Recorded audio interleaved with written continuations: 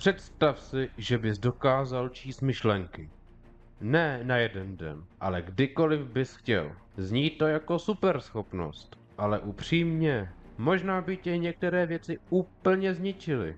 Protože často lidé říkají něco úplně jiného, než si doopravdy myslí. A přesně proto existují situace, kdy by tahle schopnost byla úplně k nezaplacení. Tady je top 5 situací, kdy bys chtěl umět číst myšlenky. 5. místo, když někdo řekne, jsem v pohodě. Každý to zná. Zeptáš se někoho, jsi v pohodě? A on odpoví, jo, jasně. Ale ty okamžitě víš, že něco nesedí. A přesně v ten moment by čtení myšlenek bylo brutálně užitečné, protože někdy člověk nechce říct, co ho trápí. Možná se bojí, možná nechce být otravný a možná čeká, že si toho někdo všimne sám, protože někdy člověk nechce říct, co ho trápí.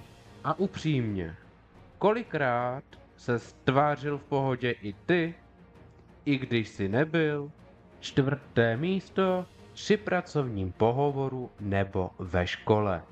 Představ si pracovní pohovor. Sedíš naproti člověku v obleku a on říká, ozveme se vám.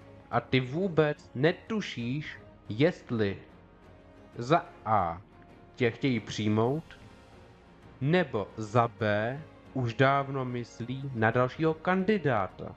To samé ve škole.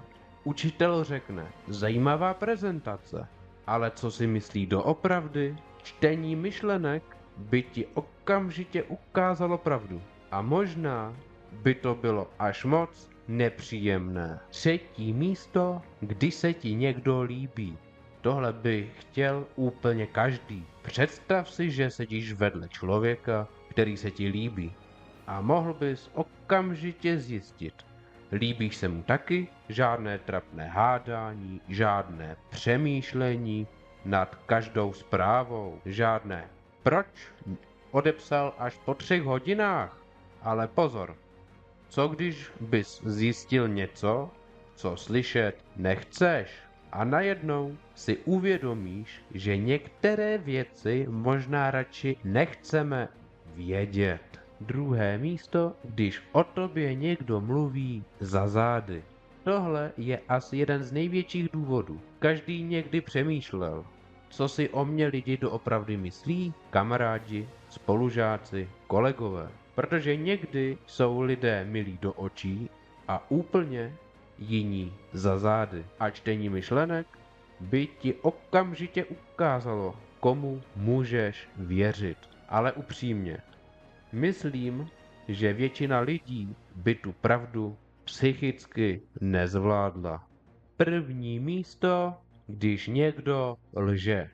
A teď ta největší věc. Představ si svět, kde okamžitě poznáš každou lež.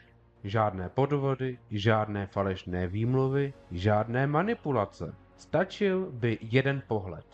A věděl bys pravdu. Zní to dokonale, že? Ale pak ti dojde jedna věc. Kolik lží vlastně říkáme každý den? Malých, nevinných, nebo těch, které mají chránit ostatní? A najednou už ta schopnost nezní tak jednoduše.